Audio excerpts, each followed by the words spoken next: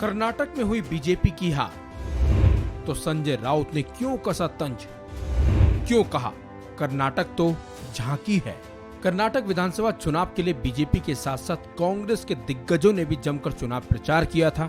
BJP की तरफ से जहां खुद पीएम मोदी ने कमान संभाल रखी थी, तो दूसरी तरफ कांग्रेस की ओर से सोनिया गांधी से लेकर राहुल और प्रियंका भी जोर शोर से चुनाव प्रचार में जुटे हुए थे, जिसका फायदा भी कांग्रेस को आखिरकार कर्नाटक में मिल भी गया।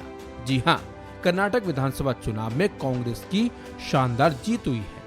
बल्कि कांग्रेस की सरकार बनने के साथ साथ बीजेपी पूरी तरह से कर्नाटक में बैकफुट पर आ भी गई है। वहीं कांग्रेस की जीत पर राजनीतिक दलों के नेताओं की अलग अलग प्रतिक्रियाएं भी आ रही हैं। कोई इसे बीजेपी की तानाशाही की हार बता रहा है, तो कोई सांप्रदायिकता की हार, तो किसी ने तो भ्रष्टाचार की पराजय तक बता डाला।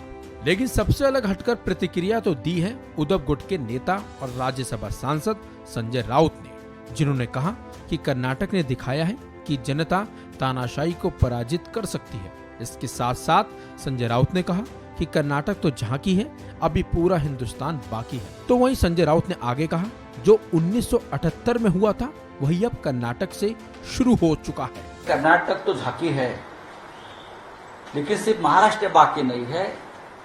कर्नाटक तो झांकी है और पूरा हिंदुस्तान बाकी है, पूरा देश बाकी है। कर्नाटक ने एक ऐसा दरवाजा खोल दिया है देश के लिए कि कर्नाटक की सामान्य जनता ने दिखाया है कि यहाँ की सामान्य जनता, देश की सामान्य जनता तानाशाही का पराभव कर सकती है, पराजित कर सकती है।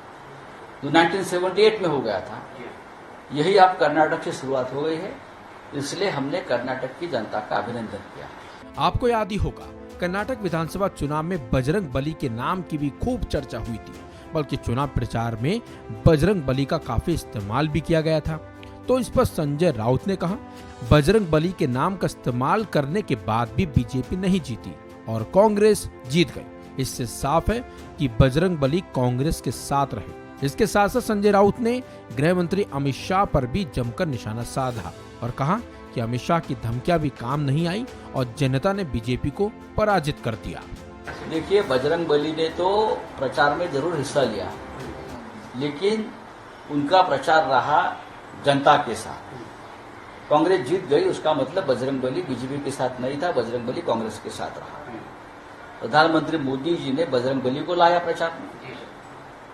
हमारे गृह मंत्री बोल रहे थे, अगर बीजेपी हार गई तो दंगे हो जाएंगे।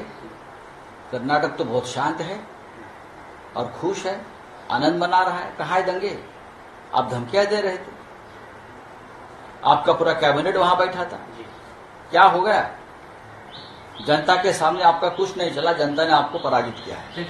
आपको बता दें, कर्नाटक में कांग्रेस को बहुमत मिलने के बाद विपक्ष काफी मजबूत महसूस कर रहा है। विपक्ष का मानना है कि 2024 के लोकसभा चुनाव में मोदी सरकार का किला हिलने वाला है। TMC supremo Mamata Banerjee, NCP प्रमुख शरद पवार भी इस बात की घोषणा कर चुके हैं कि जैसे कर्नाटक में बीजेपी डगमगा गई है, वैसे ही देश की जनता लोकसभा चुनाव में सही निर्णय लेकर बीजेपी की उम्मीदों को तोड़ेगी।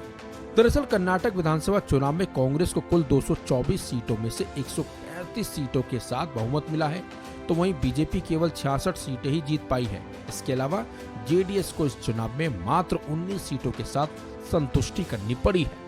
इस खबर में बस इतना ही। अपडेट्स के लिए बने रहिए वन इंडिया हिंदी के साथ।